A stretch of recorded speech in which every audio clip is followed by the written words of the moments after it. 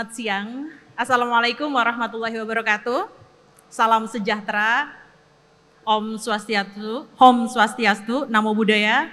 Salam kebajikan, Rahayu. Kenalkan, saya Diah Mega Sarianjaya. Saya produser eksekutif Kompas TV, Desk Ekonomi dan Bisnis. Saya punya program namanya Teras Ekonomi Bisnis. Biasanya program ini dilakukan atau di syuting atau tapping di newsroom. Tetapi hari ini di event yang super spesial, saya membawa Teras Ekonomi Bisnis di Mekari Conference 2024. Topiknya apa sih? Topiknya buat saya ini YOLO, jadi jangan dilewatkan. Software as a Service, SaaS. Kita akan bahas apa sih Software as a Service, SaaS, sebagai transformasi digital yang sebenarnya udah mulai banyak dipakai dunia bisnis, perusahaan, mungkin bahkan UMKM kita juga udah banyak sekali yang mulai melek tentang SaaS, karena ya ini pertanyaannya banyak banget tentang SaaS ini. Mengapa SaaS penting? Bagaimana cara SaaS bekerja? Lalu manfaatnya apa sih? Apakah SaaS bisa mengakomodir kebutuhan kita terhadap tantangan sumber daya manusia? Menghitung tentang perpajakan atau bahkan tentang pelayanan terhadap konsumen. Jadi SaaS ini memang sesuatu keniscayaan yang pada akhirnya setiap sektor bisnis sekecil apapun akan membutuhkan teknologi. Tidak hanya membutuhkan teknologi ya, ketika kita berinvestasi pada teknologi, satu pertanyaan besarnya, ketika saya udah beli mahal-mahal teknologi, apakah bisnis saya akan sustain? Apakah bisnis saya berumur panjang? Oleh dari itu, saya punya narasumber expert.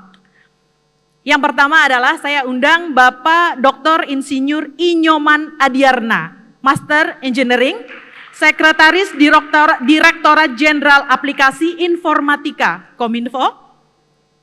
Siang Pak Nyoman. Yang kedua adalah mungkin teman-teman akan sangat terinspirasi oleh sosoknya, yaitu Arfi Egadipura, Chief Customer Officer Mekari.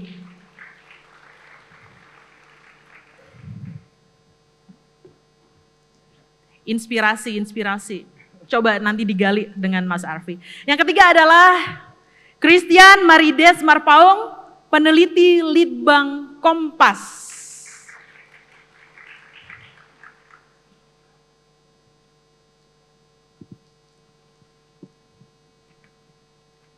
Izinkan saya duduk ya Bapak Ibu.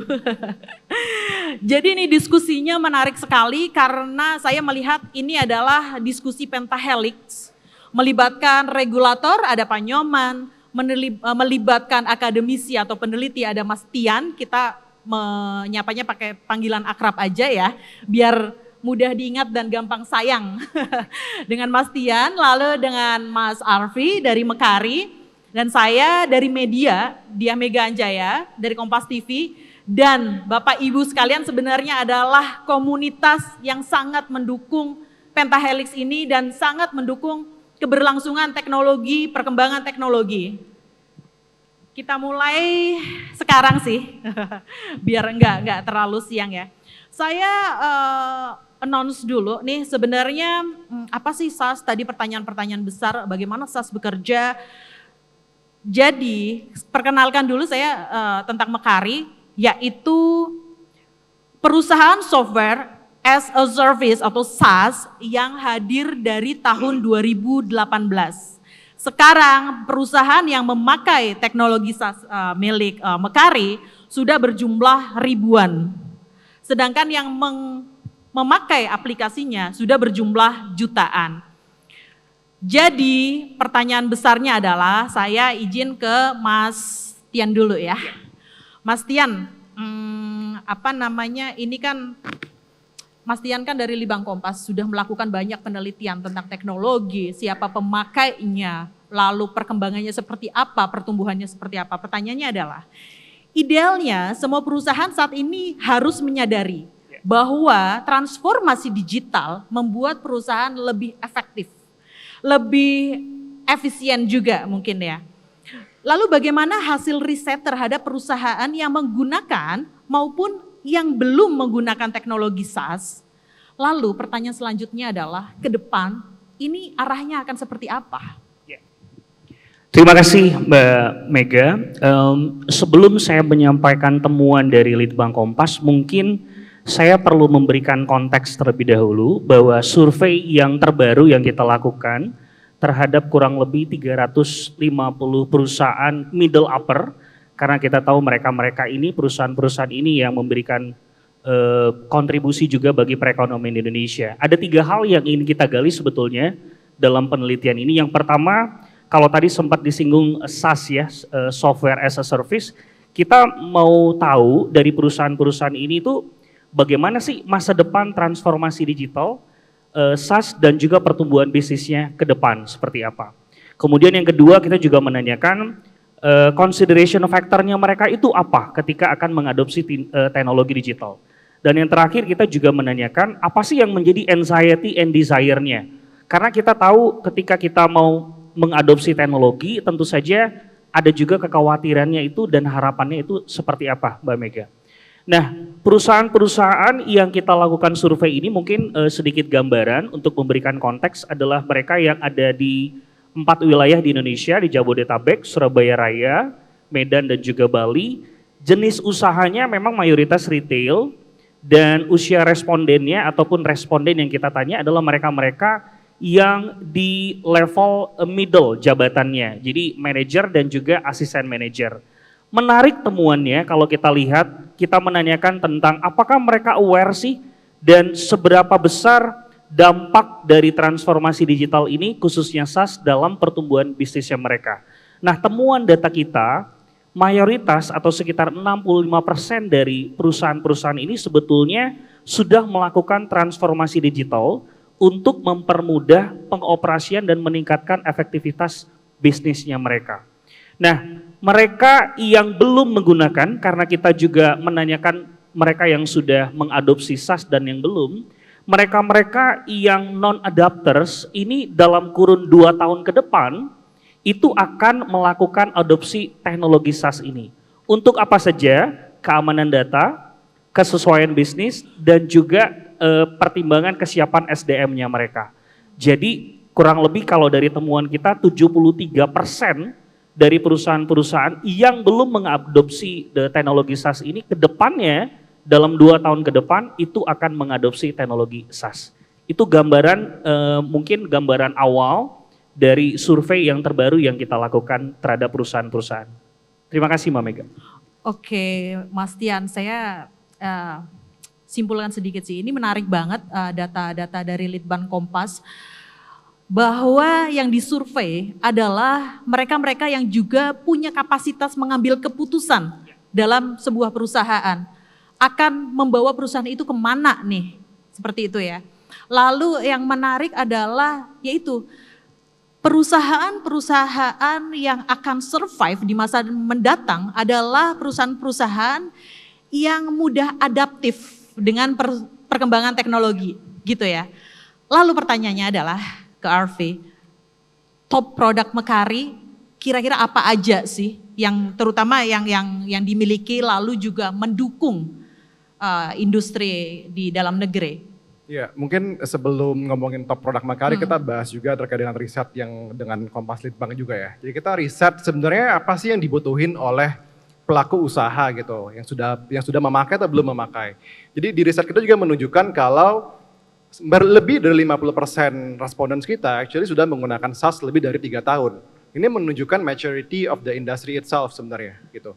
Dan kalau kita lihat sebenarnya penggunaannya di mana aja, ada 3 faktor atau 3 bidang utama yang mereka pakai. Satu dari sisi akuntansi, pembukuan gitu ya. Yang kedua di pengelolaan SDM dan yang ketiga di layanan konsumen. Yang ini which is aligned to what we provide juga ke customers. Jadi kalau di Mekari itu kita ada beberapa products. Actually di sini kita ngelihat kita serving 3 main focus areas. Ada operation and finance, yang kedua human capital management, yang ketiga customer management. Jadi ini backbone, fondasi operating model kita. Nah, di sini kita kembangkan lagi. Selain dengan core SaaS produk kita juga ada contextual financial services, di mana kita harapannya bisa membantu pengusaha juga berkembang secara financial produknya juga gitu. On top of that, kita juga berinovasi untuk bisa gimana cater a more complex segments yang lebih besar gitu ya. Itu dengan adanya platform products, di mana yang sifatnya lebih customizations yang kita butuhkan untuk bisa adapt ke bisnis prosesnya masing-masing. Jadi different layers yang ditampilkan di sini itu serving different segments dan juga different needs dari perusahaan-perusahaan yang ada gitu. Dan so far tadi mungkin Mbak Mega juga udah sampaikan, kita udah serving more than 20.000 companies di seluruh Indonesia. Cuman memang masih terkonsentrasi di Jabodetabek sebenarnya Mbak Mega gitu. Jadi memang secara kesetaraan belum sampai di luar Jabodetabek, begitu Mbak Mega. Ini dari penjelasan Arfi itu sebenarnya muncul banyak pertanyaan sih. Kalau saya point of view-nya adalah sebagai wartawan ya, atau sebagai media ya. Ada 3 area fokus. Tadi yang saya sebut juga kan tentang perpajakan itu menyangkut tentang finance, lalu SDM, lalu juga pelayanan ke konsumen. Sebenarnya kenapa Mekaari pada akhirnya mengambil 3 ini? Apa yang Mekaari baca dari market atau dari dunia bisnis di Indonesia lah? Kenapa ini penting buat mereka? Ya. Jadi mungkin sedikit backgroundnya, kita started dari dua yang pertama, finance operation sama human capital management. Kenapa? Karena kita mau bisnis fokus untuk pengembangan bisnis. Jadi yang sifatnya administratif, yang ribet, itu kita bisa bantu solve dengan sistem. Itu thought thinking di awalnya gitu. Nah, kedepannya kita melihat juga sebenarnya banyak potensi untuk expanding ke other areas, terutama customer management. Karena 3 data ini merupakan 3 data yang sangat fundamental di bisnis. Data keuangan, data konsumen, data karyawan, itu merupakan 3 core data points yang perlu di-capture sama sebuah perusahaan dan bisa dianalisa dengan baik gitu. Jadi by having all these 3 functions digitalized, harusnya mereka bisa membuat keputusan bisnis yang jauh lebih solid ke depannya gitu. So that's the simplified answer to the question sih. 3 nyawa bisnis ya. 3 nyawa gitu. Pak Nyoman, ini kita udah dapat ya point of view dari penelitiannya seperti apa, perkembangan pengguna SaaS, lalu pertimbangan Mekaari kenapa SaaS itu penting bagi industri kita. Dari pemerintah sendiri, bagaimana memposisikan bahwa pemerintah memang mendukung perkembangan teknologi ini dan mendukung juga bahwa pelaku bisnis kita cukup adaptif kok, cukup siap kok dengan perkembangan teknologi. Silakan Pak Nyoman. Baik, terima kasih Mbak Mega. Jadi tentu saja pemerintah menyambut baik ya perkembangan teknologi yang bisa dimanfaatkan oleh para pelaku usaha. Tugas pemerintah ya, terutama Kementerian Kominfo selama ini mungkin 2 hal yang dikenal di publik ya. Pembangunan infrastruktur, kemudian urusan blokir-memblokir. Ada satu tugas penting sebenarnya pemerintah itu yang dilakukan oleh Kementerian Kominfo, yaitu mempercepat, mengakselerasi transformasi digital di sektor usaha dan bisnis. Nah, saya melihat SaaS ini sangat membantu ya para pelaku usaha. Ya.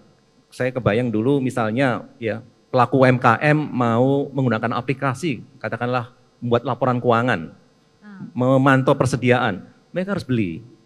Kemudian mereka harus punya server sendiri, belanja orang juga untuk mengurusi itu. Sekarang nggak perlu ya, cukup berlangganan aplikasi SaaS ini dan semuanya sudah disediakan. Nah, tetapi tentu saja ada hal-hal yang juga harus diperhatikan juga dalam melakukan pemanfaatan SaaS ini. Yang pertama ingin kami sampaikan adalah ya, kami sudah membuat aturan ya, Peraturan Pemerintah 71 ya terkait penyelenggara sistem dan transaksi elektronik yang lebih pro bisnis. Jadi penyimpanan data apapun, sepanjang itu bukan data strategis pemerintah, itu boleh disimpan dimanapun. Mau servernya di dalam negeri, di luar negeri, itu boleh. Sehingga biaya penyelenggaraan SaaS ini menjadi lebih murah. Sehingga lebih terjangkau untuk pelaku usaha. Ya, kecuali di sektor keuangan dan perbankan ya, itu harus ditempatkan di Indonesia. Ini yang kita sebut dengan data localization. Jadi aturan ini yang merupakan sebenarnya turunan Undang-Undang ITE itu lebih bagus, lebih pro bisnis daripada PP 82 yang lama. Kemudian yang kedua, yang terkait dengan regulasi SAS ini yang perlu menjadi perhatian bersama adalah soal perlindungan data pribadi. Bapak Ibu dan hadirin kami hormati, tanggal 17 Oktober nanti adalah tanggal dimulainya penegakan aturan terkait perlindungan data pribadi setelah 2 tahun masa transisi. Jadi ini perlu diperhatikan para penyelenggara layanan SAS supaya menyimpan datanya dengan benar, data-data tadi misalnya terkait human capital itu banyak sekali data pribadi ya harus menjadi perhatian. Mungkin juga data-data lainnya juga harus menjadi perhatian sehingga perusahaan tetap comply terhadap aturan PDB. Jadi 2 hal ini yang menurut saya yang sudah dilakukan oleh pemerintah dalam mendorong mempercepat transformasi digital di sektor ekonomi dan bisnis. Ada hal lain yang juga yang kami lakukan ya. Kami di Kementerian Kominfo juga mendorong peningkatan talenta digital ya. Karena ya mungkin kalau kita di sini sih sangat sudah paham digital ya. Bagaimana dengan saudara-saudara kita Indonesia Tengah, Indonesia Timur, mereka juga harus ditingkatkan ya. Tingkat kecakapan digitalnya. Karena itu kami punya program literasi digital. Kami juga mendorong ya para startup ya. Startup itu adalah orang yang mampu menurut saya memonetisasi inovasi dalam kegiatan bisnis digital. Sehingga kami juga mendorong punya program 1000 startup, kami punya program startup studio dan seterusnya untuk mendorong lebih banyak startup memperkenalkan inovasi di dunia digital ini. Mungkin itu Mbak Mega sementara yang bisa kami sampaikan. Terima kasih.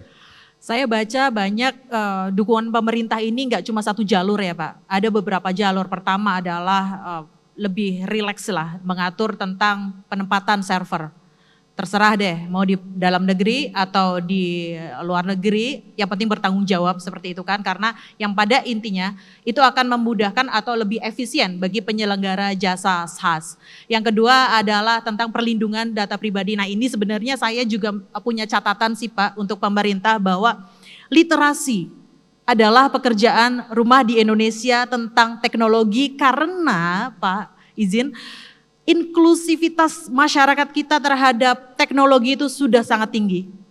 Tetapi masalahnya balik lagi, apakah ketika masyarakat kita paham memakai teknologi, mereka sadar tentang keamanan data pribadi? Itu ya Pak ya?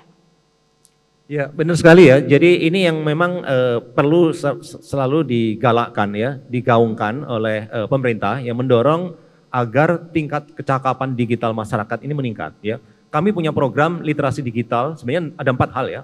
Yang paling pertama yang terkait dengan dunia usaha adalah keamanan digital.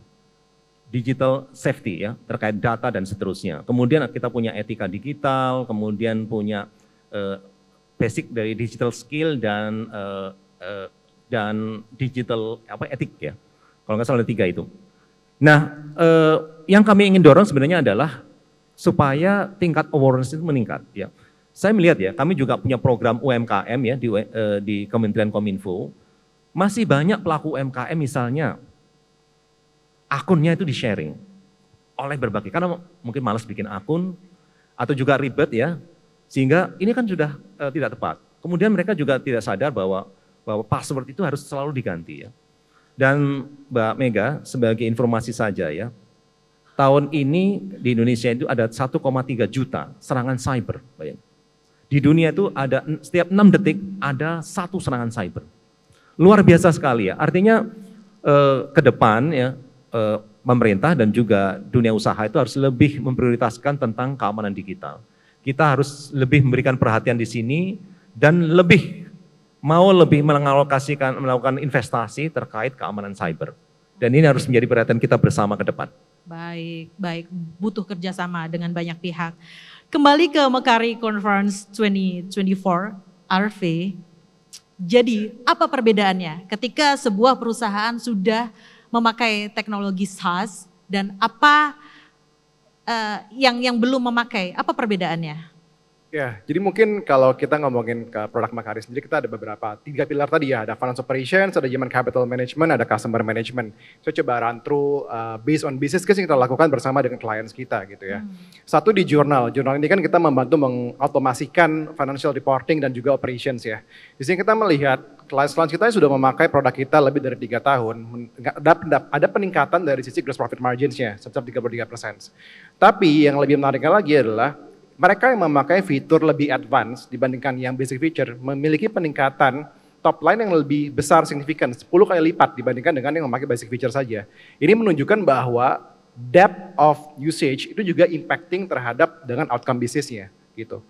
Terus yang kedua mungkin sedikit dari sisi Makari Talenta, which is ini lebih ke human capital management. Kita melihat 2 indikator utama HR, yang itu turnover rate dan juga employee growth. Indikator positif semua nih setelah 3 tahun pemakaian. Tapi again yang perlu digarisbawahi adalah masalah konsistensi pemakaian tadi. Jadi adopsi itu tidak hanya pemakaian awal, tapi konsistensi dan juga mendapatkan impact business value-nya. Gitu. Itu yang paling utama. Dan mungkin yang ketiga ini kita juga baru launch recently contact service switch di kontak gitu ya. Kita melihat ada dampak positif di 2 indikator utama pelanggan customer service gitu ya. Ya first response times dan juga resolution time. Keduanya cut by half by using our products gitu. Jadi ini kita perlu joint efforts antara penyedia teknologi dan juga pelaku usaha untuk bisa mengimplementasikan secara proper. Dan mungkin yang terakhir saya ada tambahan sedikit terkait dengan inovasi AI kita. AI kan lagi kenceng ya sekarang, semuanya mau pakai AI gitu. Tapi kalau kita coba prioritasin mana AI yang actually deliver business impact. For example, di jurnal kita menyediakan AI terkait dengan summarization of financial statements. Yang sebelumnya mungkin butuh orang keuangan untuk melakukan summary secara manual, butuh waktu mungkin seminggu gitu ya untuk bisa itu. Tapi dengan AI yang kita implement ini bisa deliver hanya less than 1 minute gitu. Jadi kan time difference-nya sangat significant. Dan juga di HR juga sama, kita juga melakukan banyak otomasi dari sisi delivery of insights gitu. Jadi yang sebelumnya mungkin butuh waktu mingguan, kita bisa carry out sampai less than 15 seconds gitu jadinya. Jadi banyak hal yang kita ngelihat sebenarnya inovasi ini perlu dilihat dari sisi business needs. Jadi jangan cuman kita melihat pemain apa pakai apa kita ikut apa gitu. Jadi jangan kayak bahasanya FOMO gitu ya. Fear of missing out gitu. Gitu sih Mbak Mega. Oke. Kalau audiens gak ngantuk, ada satu kunci Arfi tadi jawab, yaitu profit margin. Semakin teknologi bersahabat dengan margin, ya kan? Ya kita pakai teknologi untuk menambah margin dong. Ngapain saya belanja atau investasi teknologi kalau margin saya jalan di tempat kayak gitu? Masalah efisiensi sama efektivitas kan sebenarnya. Ya. Baik lagi.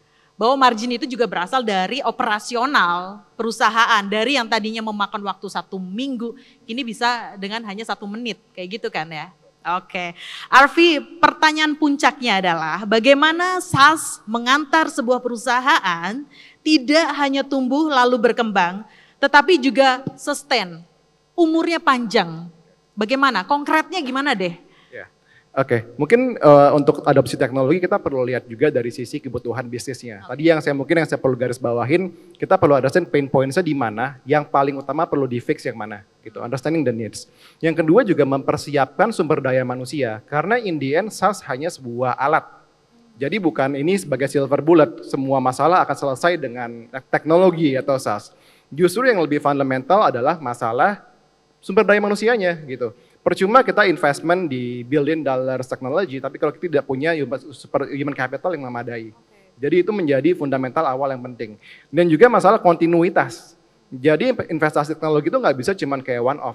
Tapi kita perlu lihat juga perkembangannya ke arah mana dan apakah itu fit to our business challenges. Karena setiap company pasti memiliki challenge yang beda-beda kan. Dan juga ngomongin skala bisnis beda-beda, ada yang micro sama enterprises gitu. Jadi be mindful of what you're investing dan juga be mindful of your readiness juga untuk invest di teknologi gitu. Terutama ngomongin adopsi emerging teknologi kayak blockchain, AI itu kan sangat kompleks ya. Jadi need to have a comprehensive review dulu sebelum melakukan implementasinya. Apakah kita ready secara pelaku usaha atau enggak gitu sih, Mbak Mega. Tapi gini, Arfi, gimana Makari perjalanan? Saya pengen dikasih insight juga sih tentang perjalanan Makari bahwa mencapai titik sekarang ini pasti kan nggak mudah ya. Bagaimana memulainya dari 0 sampai akhirnya growth, tumbuh dan sebenarnya konsisten pertumbuhannya? Ya mungkin ini balik tadi yang sempat di-raise sama Pak Nyoman juga sebelumnya masalah market education sih ya, itu sangat penting banget karena di awal-awal kita beroperasi itu masih banyak segmen-segmen yang masuk ke kita segmen mikro sebenarnya malah Mbak Mega. Yang lucunya seperti itu ya. Jadi mereka mau coba-coba nih teknologinya gitu. Tapi makin ke sini kita ngelihat perusahaan yang giants pun, yang besar-besar pun sudah mulai melek teknologi yang sifatnya lebih cloud based atau di awan gitu ya, bukan yang on premise atau servernya mereka punya gitu. Karena apa? Tadi karena masalah efisiensi dan speed juga gitu. Nah, kita melihat perubahan behavior changes ini juga di-driven sama market demands. Market itu nge-demands kita lebih produktif, lebih efisien secara cost gitu. Sehingga mereka mulai melihat alternatif options ke arah sana. Nah ini sebenarnya juga diakselerasi oleh COVID segala macam yang mereka melihat oh ada banyak loh opsinya nggak cuma yang ada sekarang gitu. Jadi itu juga actually banyak peranan dari sisi external factors juga. Dan terutama saya juga believe pemerintah punya role yang sangat important untuk masalah market education juga. Karena sekarang masih banyak tertouch-nya di Jabodetabek tadi saya bilang, tapi kita masih punya opportunities di luar sana juga yang actually masih bisa kita tap, penetrate lebih dalam lagi. Oke, noted. Menarik. Pak, saya kembali ke Pak Nyoman nih Pak, setelah membaca penjelasan Mas Arfi tentang perkembangan ya pemakaian SaaS, pengalamannya lah, pengalaman perusahaan yang sudah memakai maupun yang pada akhirnya tidak memakai, ternyata perbedaannya sangat signifikan terutama di margin ya Pak. Tapi ini cerita manis ini, ya apakah memang kalau misalnya pemerintah melihatnya memang ceritanya semanis itu atau sebenarnya pemerintah juga menangkap ada tantangan-tantangan lah di sektor digital ini. Sebenarnya apa sih tantangan yang dihadapi Indonesia dalam proses digitalisasi Pak? Terutama di bidang ekonomi, baik dari sisi teknologi, sumber daya manusianya, dan jangan lupa Pak, culture di sebuah perusahaan atau culture di sebuah daerah juga kan mempengaruhi bagaimana keputusan bisnis itu dibuat Pak. Tantangannya apa aja sih Pak? Baik Mbak Mega, terima kasih ya. Tadi satu hal sudah disampaikan oleh Mas Arfi ya. Saya berpandangan ya, yang tantangan terbesar pertama kita adalah sebenarnya infrastruktur ya. Kita bicara digital, nggak ada sinyal, itu rasanya nggak mungkin lah. Jadi kita beruntung tinggal di Jawa, tinggal di 10 kota besar di Indonesia ya. Tetapi kalau sekali-sekali kita ke Indonesia bagian timur, itu perbedaannya kan drastis ya. Saya pernah sebutkan salah satu ibu kota di Provinsi Indonesia bagian timur, kalau kita mau pesan makanan malam-malam itu nggak ada, nggak banyak gitu yang mau jualan ya. Karena mungkin juga pembelinya nggak banyak gitu, sehingga nggak banyak pilihan. Jadi budaya ini sangat besar. Ini yang sering kita sebut sebagai digital gap ya. Jadi satu infrastruktur, kedua orang, sumber daya manusia. Ini kemarin kami mengalami insiden ya, yang PDNS itu betapa kita menyadari ya, mencari orang yang ahli keamanan cyber itu luar biasa sulitnya. Harus banyak dari luar negeri. Jadi ini yang harus kita lakukan, kita kembangkan, kita bina. Hasil dari kajian kami, dalam 8 tahun ke depan, kita kekurangan 9 juta orang yang harus ditingkatkan kemampuan digitalnya, mereka yang baru lulus, mereka yang sudah bekerja, dan ini harus dilakukan secara masif ya. Tentu saja pemerintah nggak bisa sendirian, harus bekerja sama dengan orang lain. Tadi terakhir yang Bu Mega sampaikan benar, meningkatkan budaya. Budaya digital ini sudah menjadi perhatian kita cukup lama ya. Tadi saya ada 4 sebenarnya yang kita lakukan ya, terkait literasi. Orang sudah terbiasa bertransaksi digital, tapi tingkat kecakapan digitalnya belum tinggi. Belum bisa membedakan informasi yang mana yang benar, yang tidak. Ini juga tantangan sendiri bagi kita ke depan. Mungkin itu 3 hal saya pikir Bu Mega yang perlu menjadi perhatian Indonesia ke depan ya, kalau kita ingin melangkah lebih baik lagi ke depan. Makasih. Melangkah lebih baik lagi, tetapi yang saya garis bawain lagi Pak, tolong ya tadi Pak, masalah infrastruktur itu yang belum merata ya.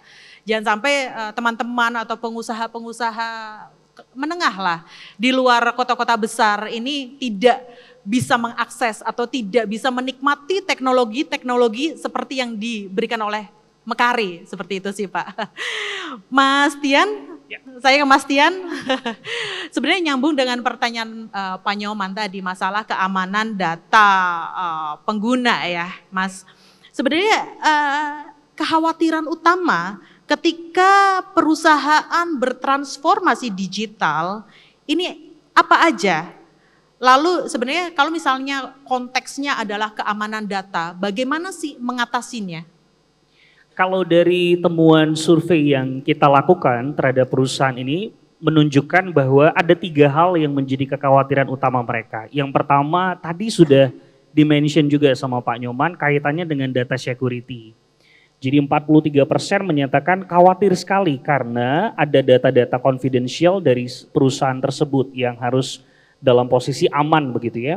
Kemudian berikutnya adalah SDM yang sulit untuk beradaptasi, kondisi SDM yang mereka existing saat ini miliki, dan tadi juga kaitannya dengan biaya yang mahal.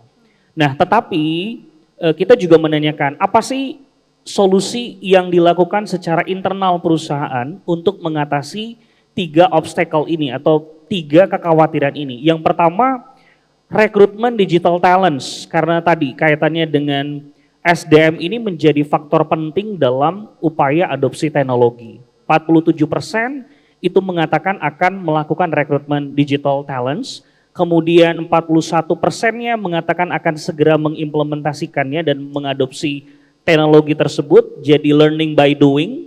Kemudian peningkatan cyber security yang tadi juga disinggung oleh Pak Nyoman. Ini yang menjadi kekhawatirannya mereka terkait dengan implementasi SaaS di perusahaannya mereka, Mbak.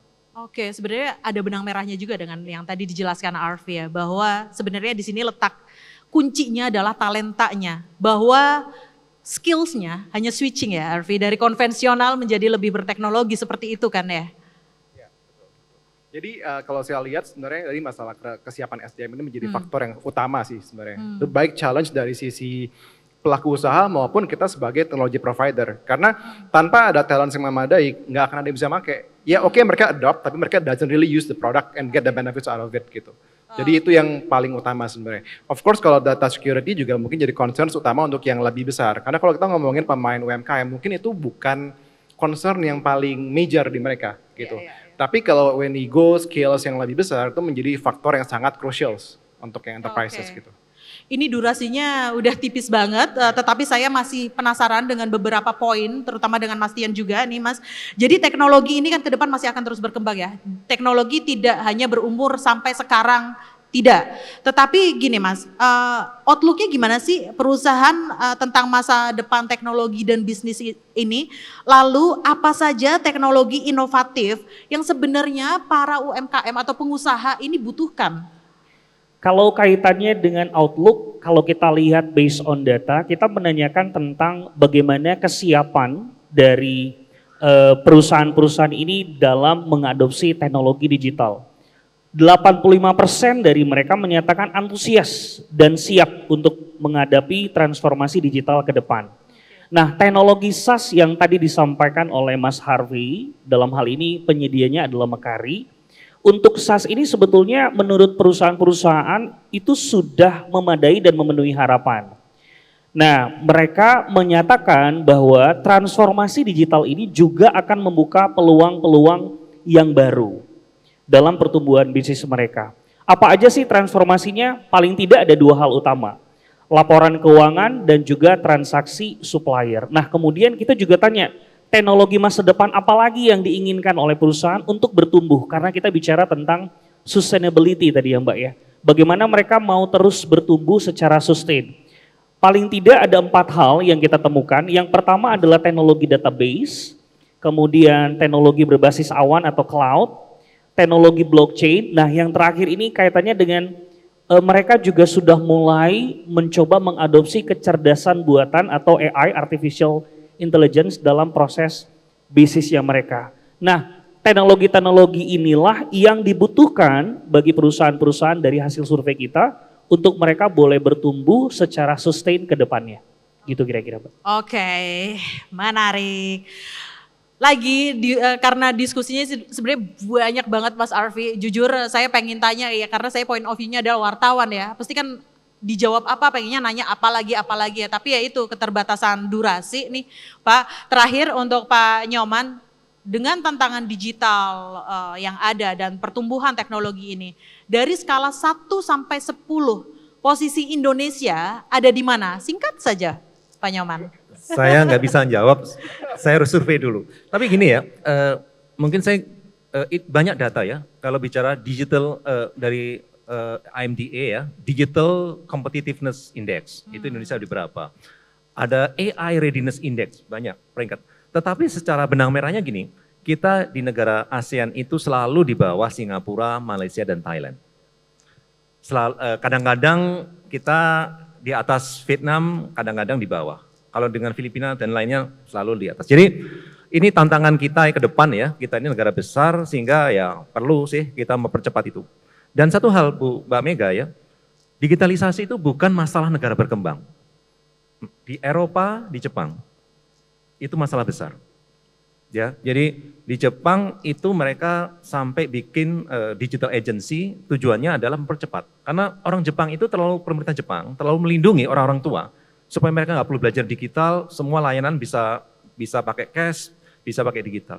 Tapi itu akhirnya ke depan memberatkan mereka. Di Eropa masih banyak orang pakai facsimile, masih semua pembayaran masih pakai kartu kredit, masih dominan. Jadi kita punya peluang lebih besar ya, late adopters itu kan bisa lari lebih kencang daripada mereka yang sudah duluan. Ya semoga ke depan kita akan lebih baik dari sekarang sih, gitu aja sih. Baik, terakhir Arfi, closing statement mungkin singkat juga. Apa sih harapan Arfi dengan Mekari Conference 2024 ini?